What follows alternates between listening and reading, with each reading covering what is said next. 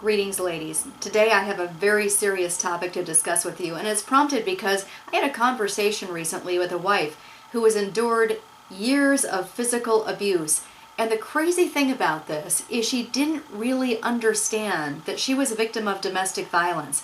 The crazy thing about domestic violence, physical abuse in a marriage or even in a dating relationship is it often starts slowly.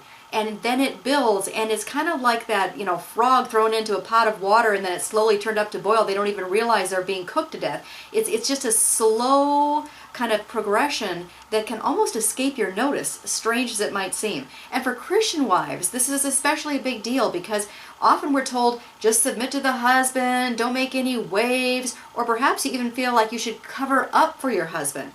Well, first of all, I think the first step here that we need to take is to identify what constitutes physical abuse, domestic violence. What is the definition? What does that look like? I've considered many different sources, including government sources, and here's my list. I want to read this to you because these are signs that you are in a physically abusive relationship.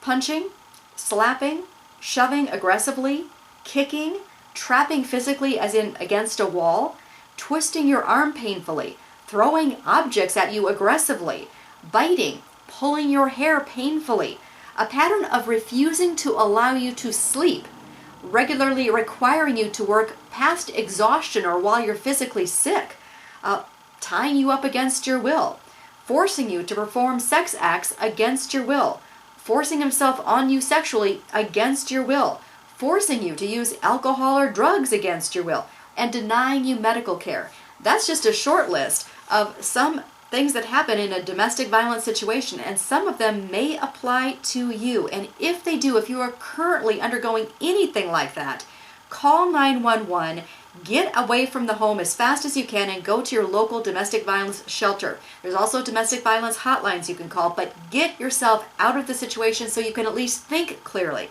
Now, if this is not happening currently, but it's happened in the not too distant past, again, this needs to be taken so seriously. And please, Christian wives, you do not need to just tolerate this kind of thing. I'm not suggesting you divorce the person necessarily, but you do not need to tolerate this. The Bible is clear to husbands in 1 Peter 3, verse 7, that husbands are supposed to be considerate with their wives and to honor their wives, treating them as the weaker vessel. They're not supposed to be intimidating and bullying and, heaven forbid, punching their wives. No, that's not what the Bible instructs at all. In fact, the Bible instructs in Ephesians 5 verse 11 to expose the evil deeds done in darkness. We're not supposed to cover up for our husbands when they're engaged in something like this. Your husband is not the enemy, Satan is the enemy, but your husband needs help and you need help. Don't tolerate abuse.